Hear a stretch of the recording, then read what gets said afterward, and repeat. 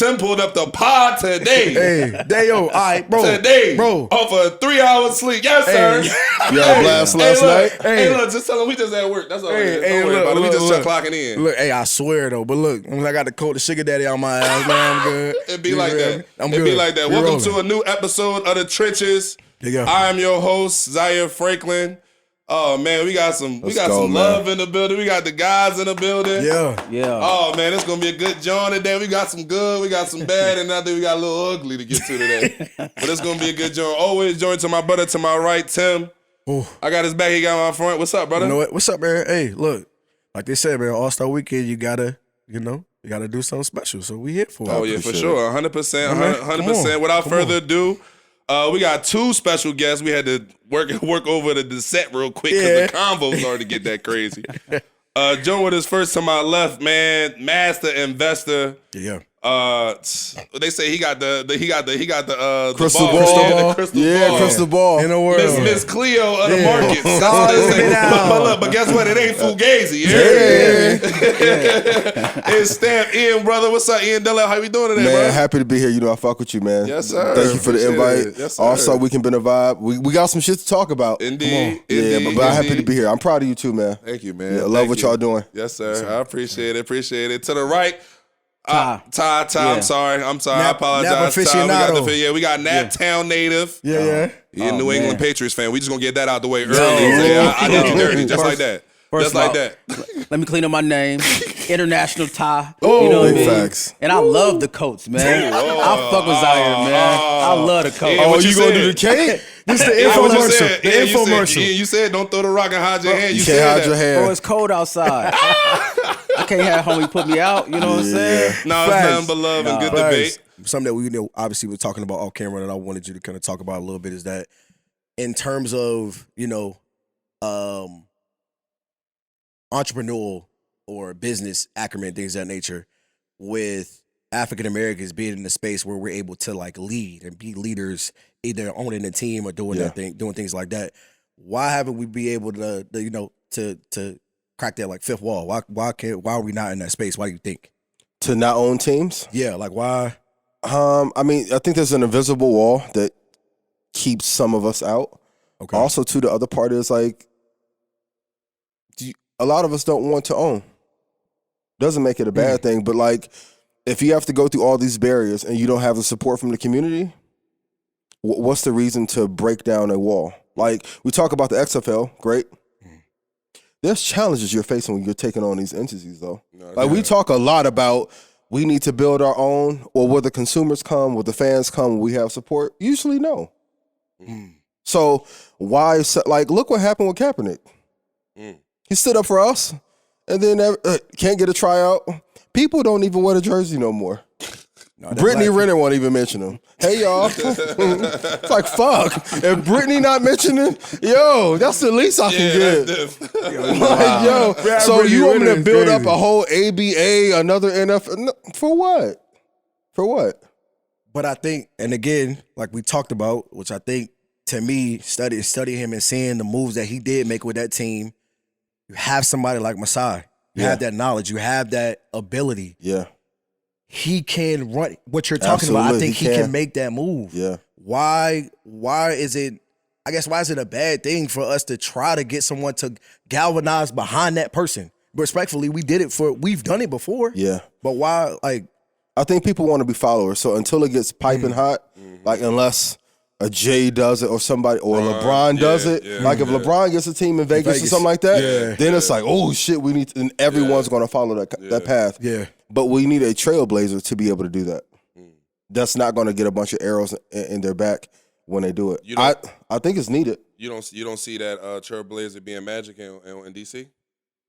I do, but I don't know if people have the support for Magic how they should, just to be honest. What you mean by that? In theory, like, we love Magic, but I don't see us gravitating and packing out everything that he does. So, like, if you go by, let's say, a soccer team, will 8,000-9,000 of us support you to make this shit so big that other people in your class have to go do it? We'll support on social, like, man, I fuck with Magic, I fuck with Bron, but it's like, will we go support and drive the value of it up so much where it's like, I didn't even see this coming. Okay. You saying we need somebody in that position that's already like mobilized and motivated. No, I'm saying us as black people and supporters and fans have to support it. Like we was at the celebrity game yesterday. What's the kid named Dylan Wang, little K-pop star? His whole section was going every bucket. I'm like, who the fuck is that? I had no idea, but they was going crazy. Kai couldn't even get the ball. Had Dylan not got that ball, they would have rushed that fucking court.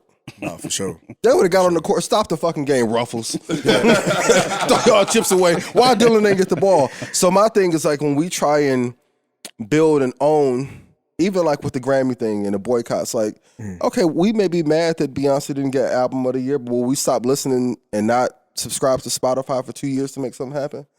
I don't know if we have the discipline. Couldn't make the move to title. Wouldn't do it. So I think as a culture and community, we have to like move in unison. It's really hard to do that. That's the only reason why. Do you think that just kind of like trying to do that, I'm pretty sure you pay attention to the United Masters? Yeah. Shout out to Steve. How would like starting to like making that move with that? Like how is that kind of going into the way of what you're saying?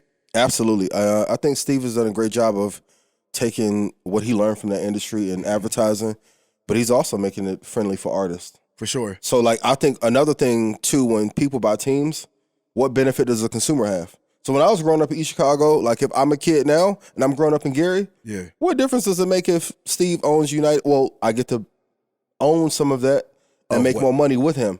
Okay. So if we're going to own a NBA team or a league, the fans have to find a way to be able to benefit from that. Make it profitable. So if they can like NFT the ownership some kind of way, where they get paid and they get special benefits, then it'll be great. But just to support one person, they get all the money, it's not gonna happen. Some boys are never letting fans or they wouldn't even let Diddy own the well now. Thank God, ain't it? In hindsight, right? But Diddy was trying to make the Black Panthers. Yeah, that'd have been saucy. That'd have been crazy.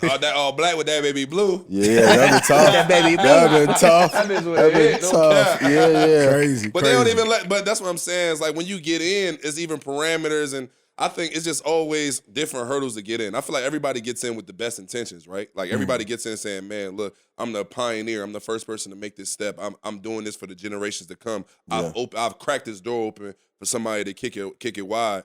But then you get in there and then you start facing and dealing with the different challenges that come with running the business. Like, yeah, it would be cool to, energize and help support the community. But at the end of the day, you running a business. You got to make profit. Yeah. So now you got to do what's going to get you that profit, get you that return on that margin. Because guess what? These bills come every month. Yeah. You know what I'm saying? So it's like you got to deal with that. And now it's like as soon as you don't, I guess, necessarily tap into the community the way that somebody feels like, you were supposed to. And soon as the right thread pop off on X and now that narrative is built behind your name, now you don't care about the people. Yeah. So it's almost like a lose-lose It's a tough balance. situation. So I got a question, right? So, you look at these organizations, you say, hey, they're gonna let's say Diddy was trying to buy something. They're usually backed by other people, VC firms or whatever the case may be. Sure. So we typically galvanize and go support people who we think own 100% of it. Could that be a reason where they're like, Magic doesn't even own all of it, so we don't have to support it? Could it be something like that? I don't understand why. I don't understand what him owning a piece or the whole thing got to do with the difference. Yeah. A lot of us don't know, right? Yeah, most don't know. A lot of us don't know. So let's say you build up a brand and you sell it. They can be like, oh, Zaire sold out. He sold the brand. Because all the brand loyalty, you had everybody running with you, and then you sold. They don't understand it, right? Yeah, but I think that I feel like, because I hear you and I agree, but I think that to me kind of goes back and obviously into the teachings about how the dollar works. Facts. Yeah. Right? Because if I'm turning it over, I'm not flipping it over. It's going to be a blank piece of paper. I'm flipping it over. It's an opportunity. Facts. Right? Like if I'm giving it up, it's like that. I feel like, to your point, so I feel like a lot of people, we just don't understand it a lot. It's like I didn't buy in to Z to give up $1. I bought into Z because I'm like, shit, it might be an investment, bro. Yeah. It might get back in 10. It might get back in 20 or 30. You know what I'm saying? But I just feel like with us and our dollar that we're saying that we just want to be able to invest into someone or just see a vision or even just try to make it something. people just could be every time like, you know what? That ain't really your money, and I don't really want to give you money like that. So I'm just gonna support you on my Instagram page. Like, here you go. Like, but it's just weird. I think it's just weird like that though. We can't move. Like it's hard to move. Can we expect people to support us financially if they have no benefit coming out of it? That's an emotional Ponzi scheme. I think they do it all the time though, right? I mean, you look at any other organization. I think it's just us. I think we hold the standard or the expectation for us is so high that I agree. Yeah. Because realistically, it don't even matter for real. So that's what I'm saying. Like, what is it that you specifically looking to get out of? Like, get out of it. Like, it's as far as somebody owning a label or owning a team. Like, what is the benefit that you getting out of it? Shouldn't your support just? I know this is in a perfect world, but shouldn't your support just be supporting somebody in that position to try to help move it forward? Why is it that you have to get something out of it to want to support them? That's a good point. Yeah. Yeah. I think it's probably like the lack of access and ownership too, right? Because if we go support you, we know that where it's going. Yeah. You know what I mean? I feel like also too with that, to that point, Ty, I think that in our era now, in terms of like all of this like mass media and knowledge, I think people are deciding no longer to invest or even start to invest in things because they're not able to like give an education on how to get there. For sure. But everybody's not supposed to be there. For sure. Know what I'm saying? Like, everybody not supposed to be the lead dog. Everybody not supposed to be the CEO. That's hard. That's hard to tell people. That's the tough part. One of my favorite lines, he said, hardest part of life, niggas can't play their role. Everybody want to ride a train, can't pay the toll. Like, bro, everybody want to be on the train, but everybody don't understand you got to play your role for this train to get to where it's supposed to go. Come on. Everybody don't want to do that, though. Come on. Everybody don't want to do that, show. Yeah. But let me ask you this, though, Ian. Obviously, speaking of investing, us as athletes, young black men, you know what I'm saying? Most of us college graduates, I don't know, these young boys, they getting 8 degrees with that NIL shit. Getting all this money early on, like, I think, just speaking from personal experience, like, when you coming in, everybody, I'm talking about everybody, as soon as you sit down, watch your 30 for 30 or broke. Yeah. You watch 30 for 30, cool. Hear, 15 motherfuckers tell you how they spent all that shit. Yeah. Like, damn, I might have stopped, but some of that shit look all right. That should give you an idea. But it's just like you getting an influx of information. You got people coming at you. And sometimes it's just so hard to weed out, all right, what's the white noise and what's the one that's actually, what's actually what I need to lock in on and really understand. So like, just in terms of young men getting into wealth, like information, what's like the first thing I feel like, or one of the first things you think they should start paying attention to? Humbly me. Nah, that's a fact. Nah, don't do That's that a humble fact. shit. If I made you money, Hey, we ain't humble today. Hey, We ain't humble today. I'm We just ain't saying, if humble I today. made you money, please put yes in the comments. Yes, sir. Yeah. Yes, sir. That I think CNBC is a good resource for stocks. It's a book that I love called Money Master the Game.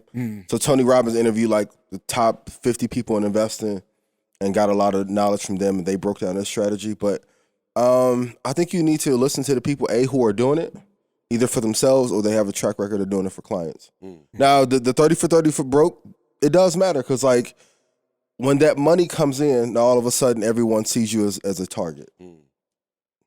Management, agents, women, like there's a whole thing that we have to learn. Family, friends, just how to say no. Because like, well, you got it. I saw the report. What you mean you can't give me?